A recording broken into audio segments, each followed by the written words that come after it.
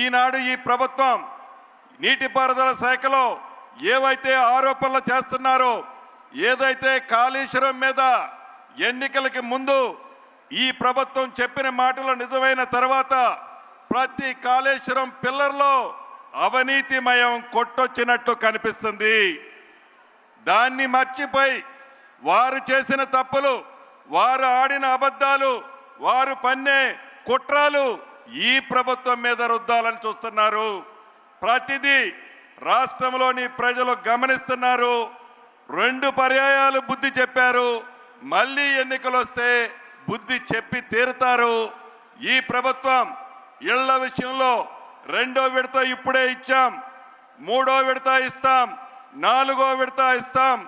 అర్హులైన పేదవాళ్ళకి ఇల్లు ఇవ్వాలన్నదే రేవంత్ అన్న ఈ ప్రభుత్వం యొక్క ఉద్దేశం.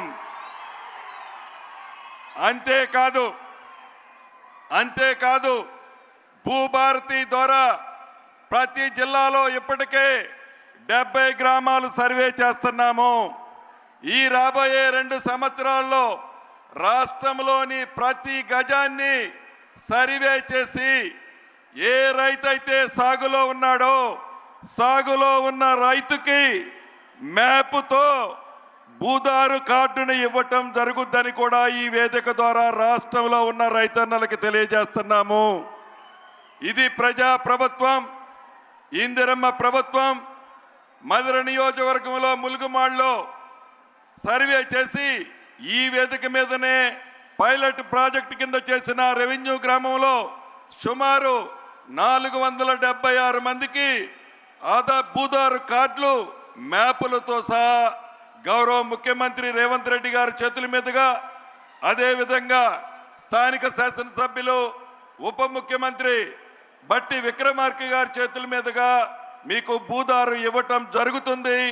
అదే పద్ధతిలో రాష్ట్ర వ్యాప్తంగా భూములున్న ప్రతి రైతన్నకి ఈ టైపులోనే భూదారు ఇవ్వటం జరుగుద్దని కూడా ఈ వేదిక మీద నుంచి తెలియజేస్తూ, మరొక్కసారి ఇంత మంచి కార్యక్రమానికి విచ్చేసిన నా రైతన్నలకు, ఆడబిడ్డలకు, అన్నదమ్ములకు పేరు పేరున నా కుటుంబ సభ్యులందరికీ హృదయపూర్వక నమస్కారాలు తెలియజేసుకుంటూ సెలవు తీసుకుంటున్నాను.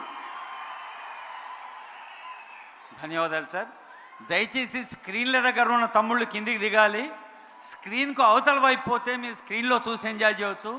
స్క్రీన్కి యువతల వైపు నిలబడితే క్రమశిక్షణతో